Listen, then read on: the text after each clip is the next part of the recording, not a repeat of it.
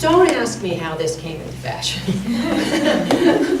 I really don't know. This is what became, it was this, and then your behind went out. It was the S look that was supposed to be great. And, and we refer to it as a pigeon front. Because you know pigeons, when they puff up, they have a big front. So this is what would be considered a pigeon front dress. And then again, their sleeves went down so that they weren't as high. And it was a whole different look.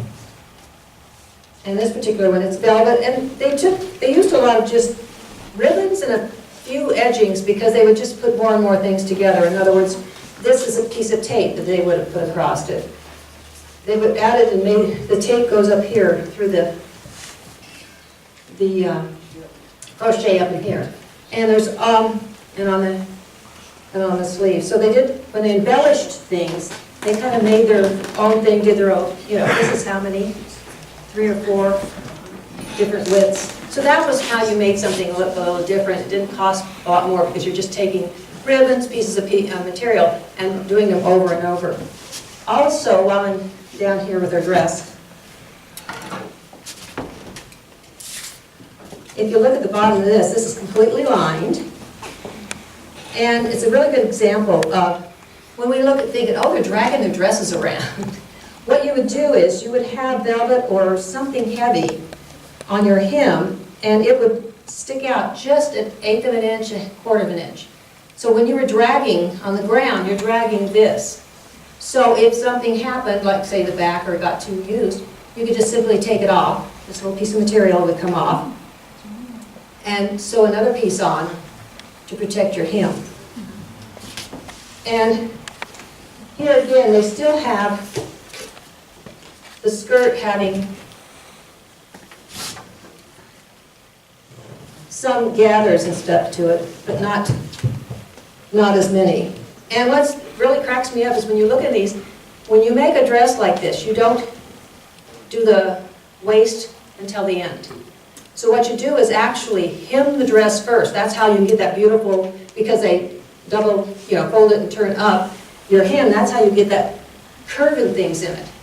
So every time, these are always skirts, or if you took it off of a dress, most of the dresses weren't attached. They were always tops and bottoms. You would take, and the very last thing you would do is take a string, put it around your waist, and then pull up and adjust it till it fit, you know, the pleats were the way you wanted it. Then it would be whip stitched onto a band.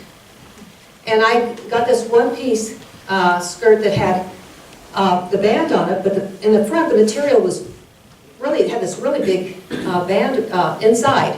You can tell that they turned over. The person that was last wore it was shorter than the other person, so they literally turned the material over and stitched onto the top of it and made your waist out of it. So you could not only change how your skirt was, you know, straight, flat, you could also rearrange it from the waist.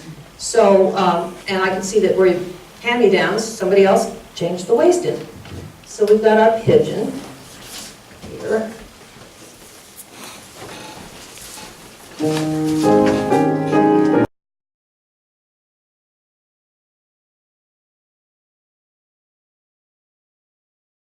Crocheting was very in at the time. Always have our handworks. And this one I want to show you now because it basically, once you put it on, is that same pigeon front. It kind of, and this took a day or two to make. I'm just thinking. And it's one of the first pieces I bought, and I used to wear it with a little black skirt because I was a docent. And so I wore it, it was no problem. I've washed it a couple of times, and no, it doesn't fit me anymore, but there was a day that this did fit me. Another... Is that also from the 1900s? Yes, it's the same. We're going along here. Looking for something. I was going to show you the black skirt here.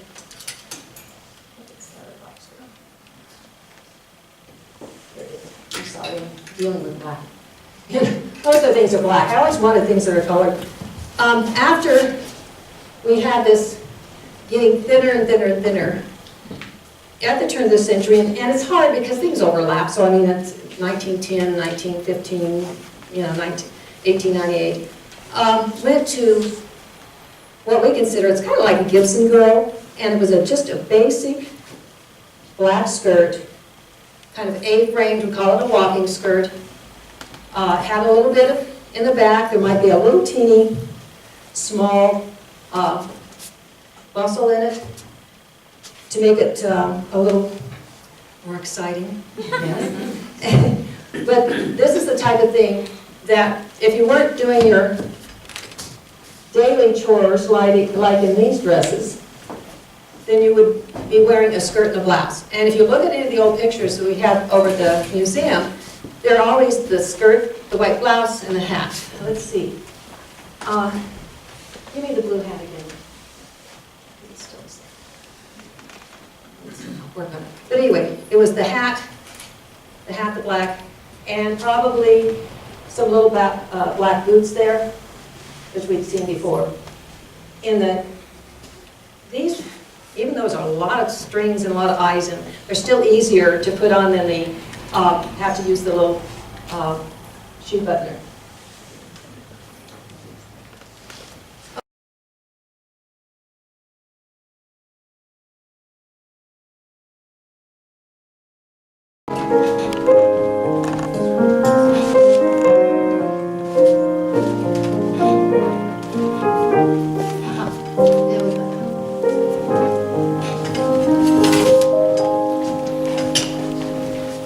This is, like I say, we have the black skirt. This would be a summer day dress. Again, you could be bloused in it. And things are starting to slim down in the hip department. So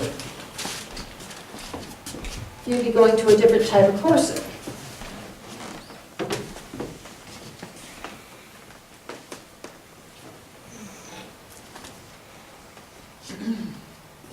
This one does fit.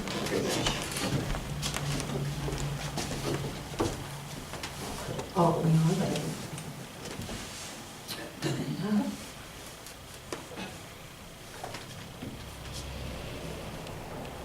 top to bottom.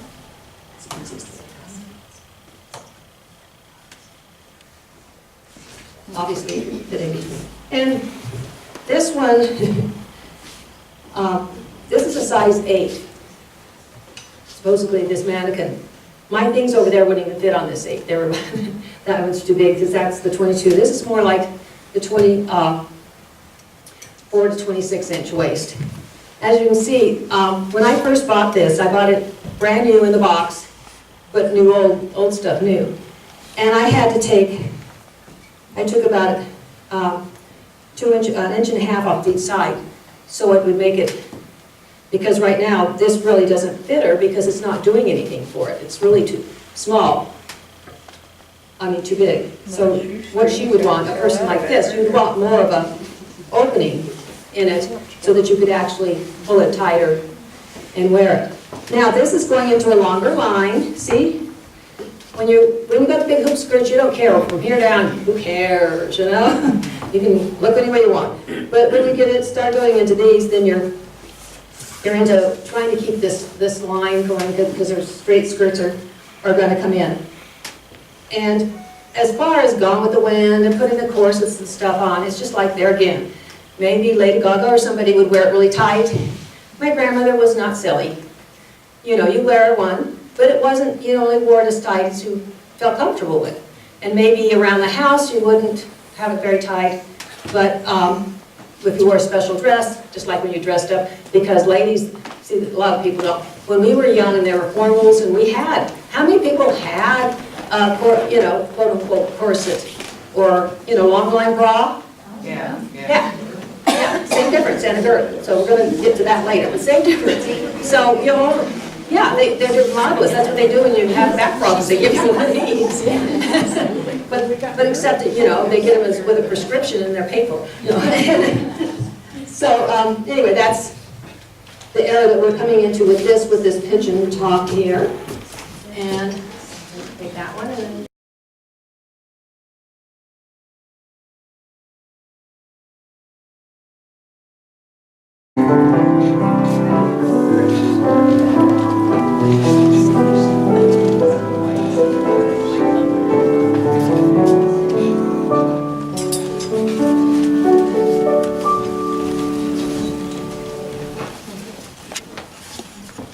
this one has lots of problems. What do we talk about?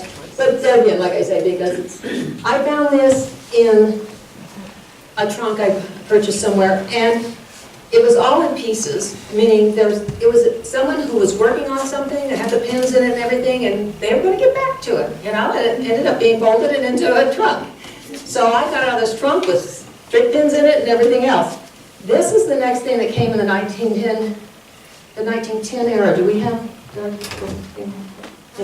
1910 era? This was going into the crafty type thing. It's back just like the other. We'll have more of those coming up. Okay. Anyway, back to the crafty, like the embroidered blouse I have here. This is all hand done. There's a little beads and stuff on it. And it was an ensemble. And when I was talking about worth, when you had money, you would go to Paris or London, because Worth had a shop there. You would go and buy an ensemble. So it would be a skirt and a top that's maybe less formal. Then you buy another top that would go with it. This girl's making hers, obviously, so that's why I'm showing you. This is the pieces it was in. But you would buy a different type of top. You could have a top that came off your shoulders, and it would be for evening, same skirt. You would have a cape made to it, so you would have 4 to 5 pieces off of one ensemble. And that's why you would go to Worth, and every year you'd go there and buy an ensemble. And then each year you'd add it to your collection, and if you were that type, then you always had a new outfit that you could use multi-purpose type thing. So this has little sleeves that come into it, and it, like I say, it's been faded. But it is a neat little piece because it does show that they were thinking of something different. This was maybe your fancier one. This was your going out daytime skirt. And like I say, they loved to put all the little things on it.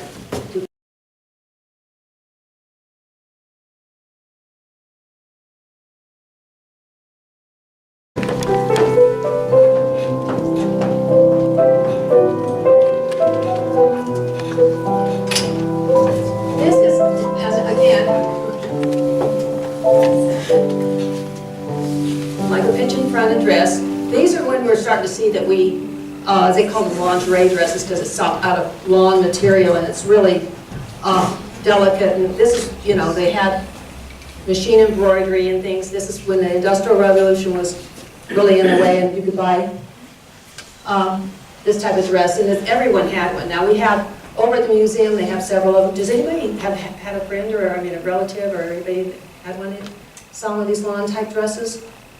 Yeah, someone did.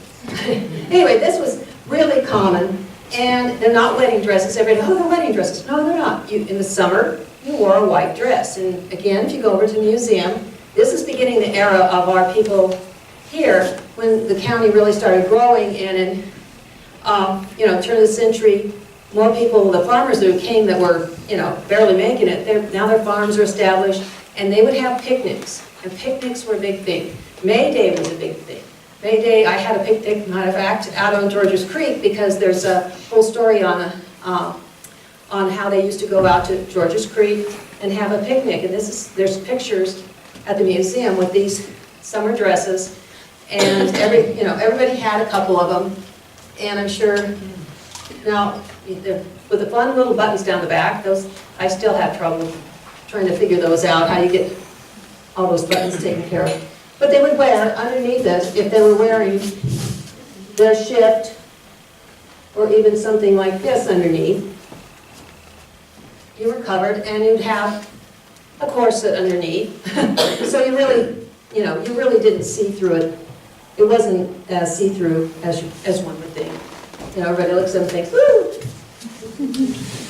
Exciting.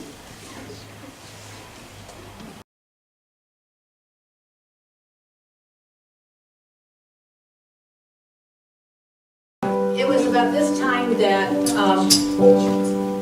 skirts started, like I say, really, the A-frame skirts started going, A-frame skirts started going straighter. So this is the time that if they would, unless you were the old lady, you wouldn't have you'd have the straighter skirt than you would the full skirt, A-frame skirt. I have some glasses.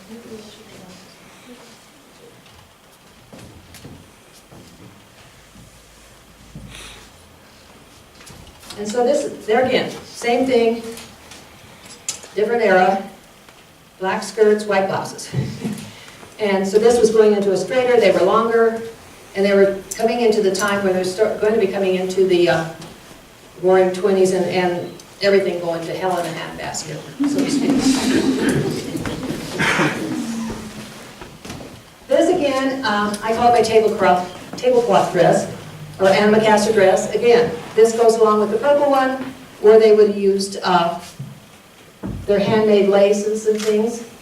Again, this is really straight. This is, again, your corset that would be up above here. And lots of buttons. Again.